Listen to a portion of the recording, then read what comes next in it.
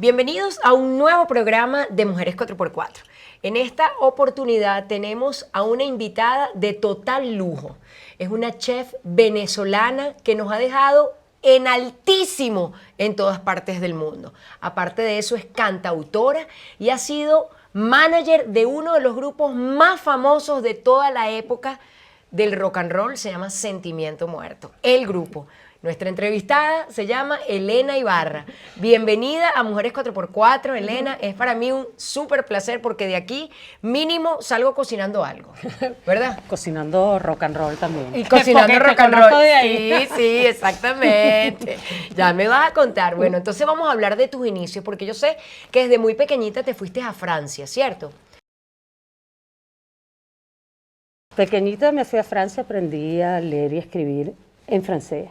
Por eso tengo los dos idiomas, cosa que creo que me hizo mucho bien porque soy de las que piensa que el idioma de la madre, si uno quiere rebelarse, tiene que encontrar otro donde uno pueda ser.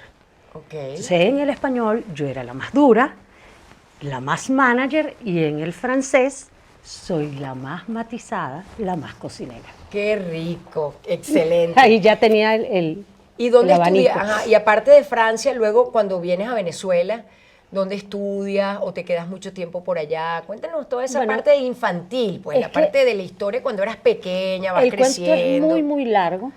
Y Hagámoslo. complicado. Voy a tratar de Sí. sintetizar. Sí. Mi padre, Vicente Ibarra, escritor y bueno, venezolano, por supuesto, fue el primer marido de mi mamá y éramos dos, mi hermano Diego y yo. Después mi mamá se casó con un señor que fue guerrillero llamado Gastón Carballo. Wow. En ese momento, y de terceras nupcias con un arquitecto llamado Ramón González Almeida. O sea, yo tuve la formación de ese abanico de padres, wow, a los cuales de verdad admiro y quiero muchísimo. Hay algunos que ya no están, como Gastón.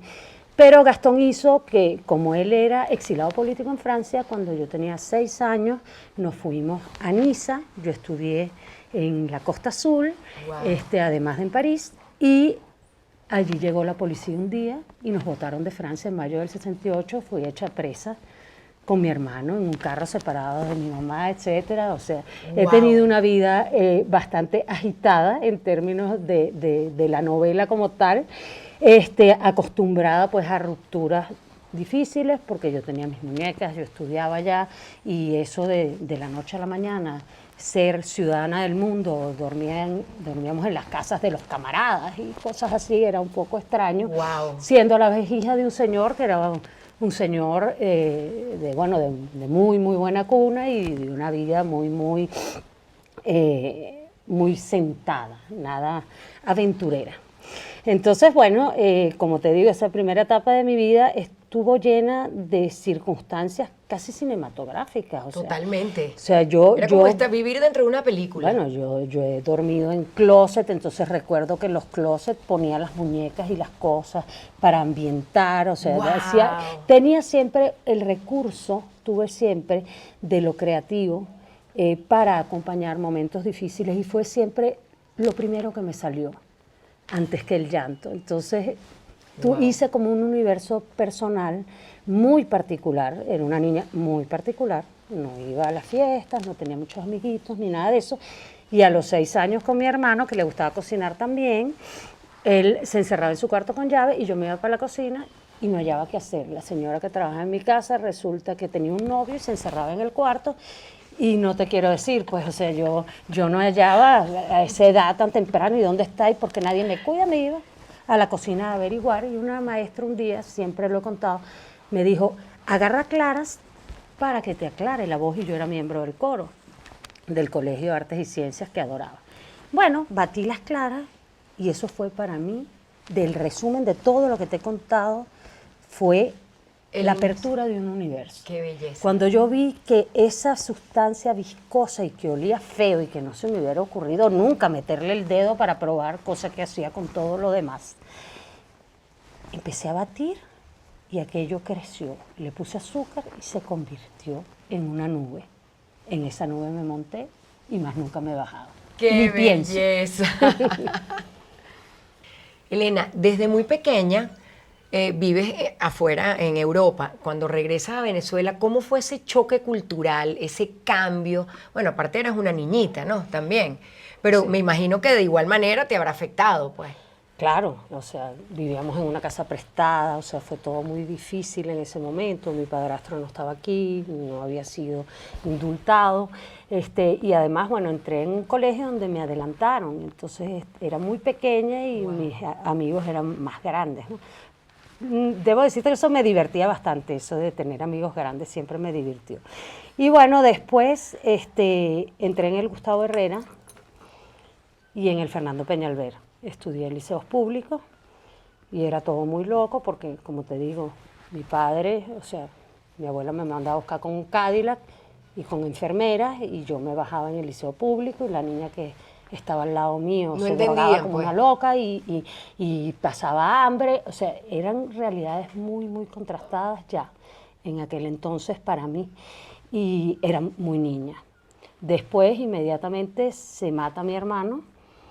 Y eso sí fue un cambio muy fuerte en mi vida, muy, muy fuerte.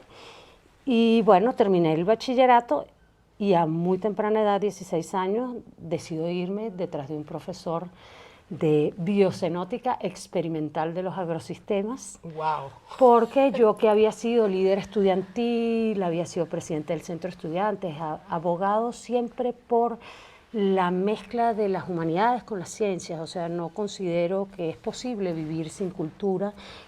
Si eres un técnico tienes que ser culto, si eres y viceversa. Entonces este señor hablaba de generalistas, de más vale cabeza bien hecha que bien llena, como diría Montaigne. Con esa frase me mató. O sea, había que formar gente que tuviera visión global, como tanta falta nos hace en este problema país actual, ¿no? Entonces me fui con él y tenía apenas 16 años cumplidos. Logré pasar el primer diploma, que era el de Estudios Integrales del Ambiente, cuando en la época nadie hablaba de ecología. Imagínate. Tuve un accidente de automóvil, me retiré de la universidad, había hecho mi tesis de grado, no la presenté, y esa profunda tristeza que me provocó ese periodo de mi vida me llevó directo a las manos de un mago, para mí, que era un 3 estrellas, que yo había conocido porque yo lo había criticado. Wow. Gérard Vier, la primera vez que fui a comer a su restaurante, le hice muchas preguntas y para un francés es rarísimo tener a una niña que hable y segundo que la lleven al restaurante, pues se llevan a los perros, pero a las niñas no. Entonces a él le pareció muy gracioso y yo, cuando me trajo las peras al vino, le dije que tenía mucha mantequilla. Yo vengo de una familia donde, bueno, hay un sentido crítico muy agudo porque son toda gente, los Ibarra han sido rectores de la universidad, arzobispos de Caracas, decanes de Bolívar, o sea, son toda gente de poder. Claro. Y yo desarrollé esa seguridad como para atreverme a esa corta edad a criticar a un señor que recibía presidentes, o sea, imagínate. Ya había un 3 estrellas que era el encargado de recibir a presidentes y a gente importante, pues. Bueno, de ahí nos hicimos íntimos, desde ese día de la pera, pues. Y entonces él me dijo, lamentablemente usted va a terminar siendo cocinera. Y lo soy. Y aquí mismo estamos. Y así mismo fui. Con la mejor chef de este país.